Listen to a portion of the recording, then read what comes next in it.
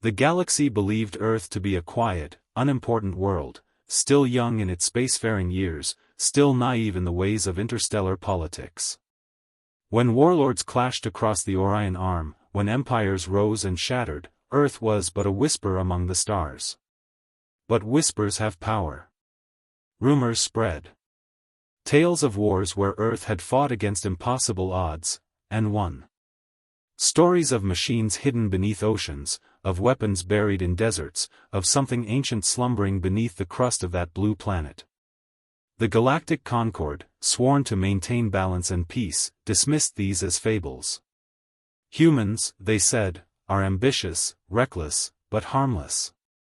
And so, when the first whispers turned into concern, when reports arrived that Earth had begun building fleets unlike anything recorded, the Concord responded with what it always did: peace envoys. They expected words. They expected diplomacy.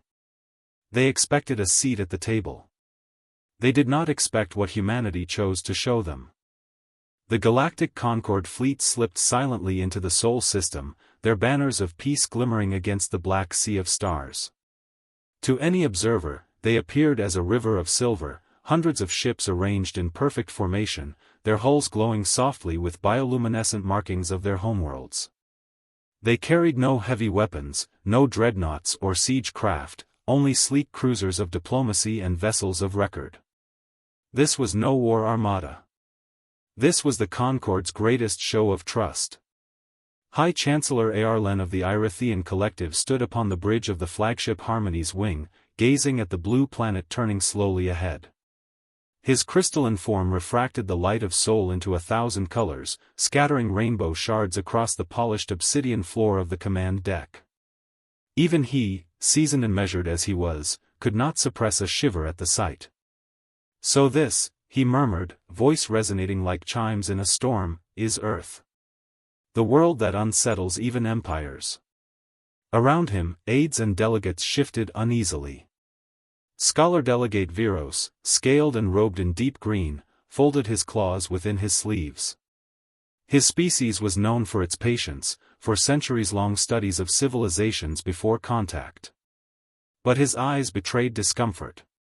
A minor species, Viros said quietly, as though trying to convince himself. They burned through their own world with crude industry. Less than 3 centuries ago, they had no reach beyond their moon. And yet now, he gestured at the human-built satellites forming a dense web around their homeworld, glowing faintly with encrypted transmissions. Now they stretch across their system as if claiming it outright. Aarlen's faceted gaze lingered on the pale orb of Earth. And therein lies the reason for our presence. Such acceleration is not natural. It is dangerous. If unchecked, such a species may destabilize balance across the Orion Arm. The words hung heavy. To the Concord, balance was everything, thousands of species woven into treaties, trade, and law, maintained by the careful hand of diplomacy. They had learned long ago that unchecked ambition birthed empires of ruin. And humanity was ambitious. Too ambitious. The order from the Concord had been clear: extend peace. Draw Earth into the circle before it stumbled into chaos. Yet as the envoy fleet descended toward orbit, a growing unease spread through the crews. Earth did not respond. No beacon of welcome. No delegation rising to meet them. Not even a courtesy transmission acknowledging the presence of the Concord fleet. Only silence, deep and deliberate. Perhaps, offered Viros, forcing calm, they are overwhelmed. Intimidated by our presence. But the silence was not the kind born of awe. It was calculated. Cold. Then, without warning, something stirred in the shadow of the moon. From darkness, vessels emerged. The envoys turned their gaze, and froze. These were not exploration craft, not research cruisers or planetary defense corvettes. They were ships of war, angular leviathans of black metal. Hulls so vast they seemed to blot out the stars. Their plating shimmered faintly, absorbing rather than reflecting light, drinking it into a skin of darkness. They moved with the calm precision of predators circling prey. Gasps filled the bridges of the Envoy fleet. Aerlen's crystal hands tightened behind his back. By the Concorde, his voice was almost a whisper. Those are not escorts. Those are war machines, Viros finished, his scaled throat tightening. And they dwarf us. The Envoy ships, though numerous, suddenly felt fragile, ceremonial vessels dressed in finery, standing before titans forged only for conflict. A tense silence stretched across the void. At last, Aerlen gathered his composure and signaled transmission. His voice rang clear across every channel, polished with centuries of diplomacy. People of Earth, this is High Chancellor Aerlen of the Galactic Concorde. We come as friends, as envoys of peace. We extend to you a hand of alliance and understanding, that your world may take its rightful place among the stars. We seek not dominion, but harmony. The message pulsed outward, carried across all frequencies. The Envoy fleet held its breath. Seconds passed. Then a voice answered. It was human. Female. Calm, yet edged with an iron certainty that silenced even the murmurs aboard the Envoy bridges. This is Admiral Catherine Holt of the Terran Defense Command. Your presence in Sol System has been noted. The word struck like a blade, not hostile, not warm, but sharp with command. She did not thank them for their journey.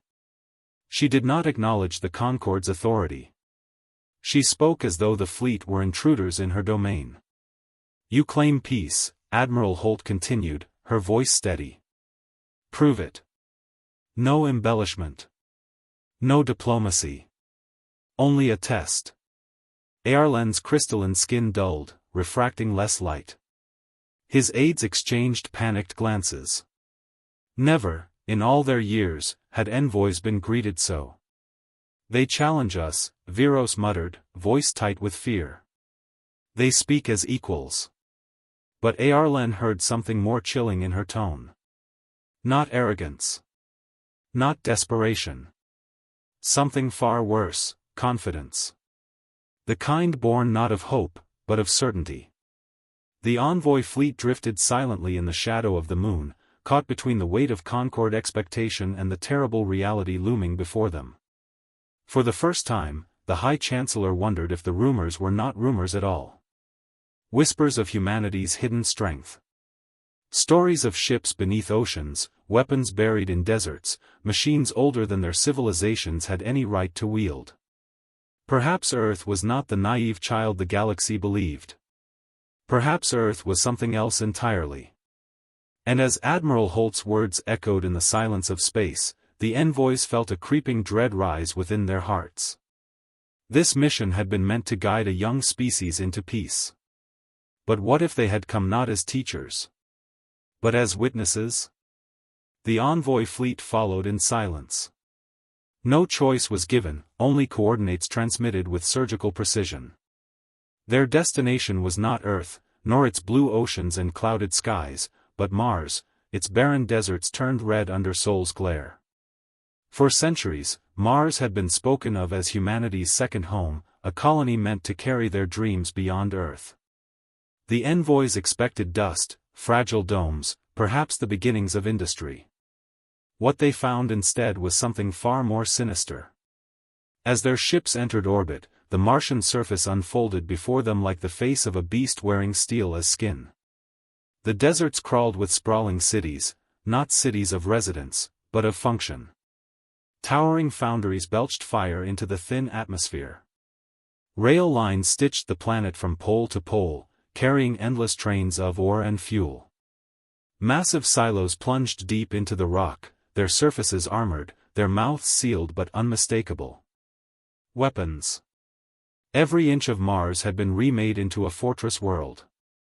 From the bridge of the Harmony's wing, High Chancellor Aerlen felt his crystalline chest tighten. This is not civilization, he whispered. This is preparation. Scholar Delegate Viros stood frozen at his side, his scaled fingers trembling. The entire planet is a war engine. No peaceful species, no peaceful species would dare. But his words faltered as new shadows fell across the envoy ships. Above the Martian sky, steel leviathans emerged from the void. One by one, they revealed themselves, breaking free of cloaking fields and hiding places like hunters leaving ambush. At first, the envoys thought they faced dozens. Then hundreds. And as the moments stretched on, their blood ran cold. Thousands. A fleet unlike anything recorded in Concord archives. Ships larger than cities, their hulls glowing faintly with currents of gravitational distortion. Carriers so vast they seemed to bend starlight around their forms. Machines that did not merely fly, but bent the fabric of space as if the void itself obeyed them. Against them, the envoy fleet, polished, ceremonial, proud, looked like glass toys beside titans carved for war. Gasps rippled across comms. Some delegates prayed aloud. Others whispered in denial. Airlen's crystalline body dimmed to gray. This cannot be. No species ascends so fast. Not without guidance, not without, he stopped. The thought chilled him to the core. Not without secrets. The humans had not stumbled into power. They had built it. Hidden it. And now, they revealed it. Then came the voice. Admiral Catherine Holt. Her face appeared across every envoy display, sharp eyes, hair bound back, uniform immaculate. She did not smile. She did not posture. Her words were as cold and precise as the steel of the ships around her. You came to judge us, she said. To weigh Earth as if it were a child standing before your council. Her gaze swept across them, as if she could see through every hull, every trembling delegate. Tell me, she continued softly, does a child wield storms that can shatter stars? A hand lifted. A single gesture. And humanity's answer began. From the vast fleet, one ship detached. It was not the largest, nor the most imposing. A slender vessel, its design alien even among its kin, glided forward. Its hull unfolded like a flower blooming in reverse, layers of plating retracting to reveal a core pulsing with unnatural light. The envoys leaned forward in horror. It was as though they were staring into the heart of a star, compressed and chained within metal. The light grew brighter, sharper, until the void itself seemed to tremble. Then the weapon fired. A single lance of brilliance tore across space. It struck the asteroid belt. For billions of years, those stones had drifted in orbit, remnants of ancient collisions. Now, in the span of a heartbeat, they were gone. Mountains of rock, some larger than cities, vaporized into clouds of dust. A ring that had endured since the birth of the system was erased in silence. Shockwaves of raw gravitational distortion rolled outward, rocking even the envoy vessels. Systems screamed in alarm. Delegates were thrown to the deck as their ships groaned under the invisible weight. When the light faded, only emptiness remained where once there had been worlds unborn. Silence followed. A silence more terrible than any weapon. On the Harmony's wing, Vero staggered to his feet, his scales pale with terror. This is not defense, he whispered hoarsely. This is annihilation. They could turn that power on fleets, on planets, on us. Airlen said nothing. His crystalline hands were clenched, his eyes fixed on the Admiral's image. For the first time in centuries, the High Chancellor felt fear not of war, but of inevitability. Admiral Holt's voice cut through the silence. You see only one demonstration. One vessel. One weapon among thousands. Understand this, humanity does not build to impress. We build to survive. Her eyes narrowed. We remember every empire that conquered. Every tyrant that chained. Every species that thought themselves gods over others. We swore never again. Never again to bow. Never again to kneel. Her voice did not rise. She did not need to shout. The certainty in her words was a blade sharper than any roar. You came to bind us into your order, Holt continued. To claim Earth as a child beneath your counsel. But we are not children. We are not soldiers waiting for command. We are a storm you cannot cage. The delegates across the fleet trembled. Some wept openly. Others begged Arlen to respond, to plead, to negotiate. But the High Chancellor could only stare at the void, at the dust where an ancient belt had once floated, now nothing more than memory. The demonstration was not for destruction. It was for proof. Humanity had shown them a glimpse of what lay beneath the silence, beneath the stillness of Earth's skies. And in that glimpse, the Concord realized a terrible truth. Earth had not prepared merely for war. Earth had prepared for forever. Prepared to never again be at the mercy of any empire, any council, any god among the stars. And now, the galaxy would have to decide. Whether to treat Earth as an equal. Or to fear it as inevitable. The envoys begged. In the hours after the demonstration, every voice across the Concord fleet clamored for dialogue. Promises spilled like water through a cracked dam, offers of alliance, of shared knowledge, of seats at the council, of concessions they would never have granted another species. But Earth remained silent. The envoy fleet drifted like supplicants in orbit of Mars, dwarfed by the endless procession of Terran warships. The humans gave no answers, no assurances, only cold watchfulness. Finally, after 2 sleepless cycles, a new transmission arrived. Admiral Holt's face appeared again, her expression carved from stone. You want words, she said. You will have them. Follow the coordinates transmitted. Only your core delegation will proceed. The rest of your fleet will remain where it is. The terms were not a request. They were law. High Chancellor Arlen felt the weight of centuries on his crystalline shoulders as he agreed. The Concord had spoken to empires and tyrants, had stared down fleets that blotted stars, but never, never, had they been reduced to trembling compliance. Their destination was not Earth. Not Mars. But Jupiter. The envoy delegation ships crept toward the gas giant, its swirling storms burning with eternal fury. As they approached, something vast began to emerge from the shadows, hidden in the cold embrace of the planet's orbit. At first, it seemed a structure, a station, perhaps, or some colossal shipyard. But as more of its surface came into view, the delegates realized the truth. It was not built in orbit. It was the orbit. A titanic lattice of black metal stretched around Jupiter like a half-formed ring-world, skeletal yet immense, its framework threaded with glowing conduits that pulsed in rhythm with the gas giant below.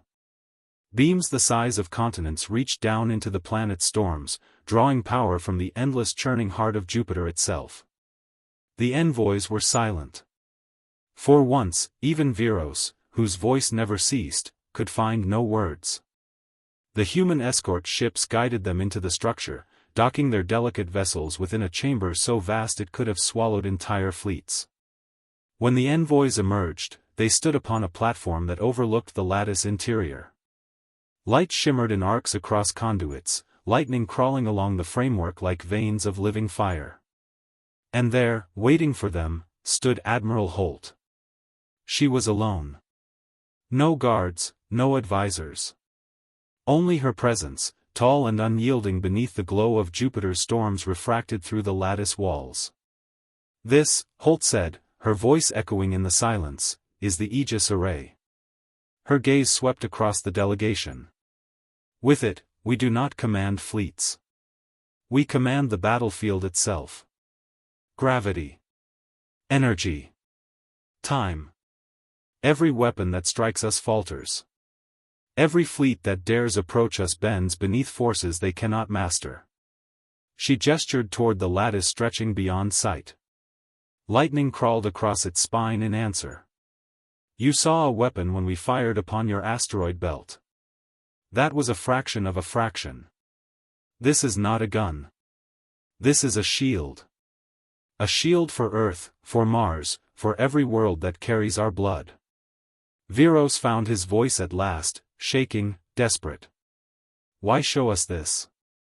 Why reveal your heart to outsiders? Holt's eyes fixed on him, and he shrank beneath her stare. Because you came to bind us, she said. To measure us, to weigh us, to tame us beneath your council's order. You will return now and tell them the truth. She stepped closer, her voice low, heavy with finality. Tell them humanity does not seek war. But if war comes, if conquest is ever again brought to our door, know this, it will not be the galaxy that devours Earth. It will be Earth that devours the galaxy. The word struck like thunder in the hearts of the envoys. High Chancellor Aarlen fell to one knee.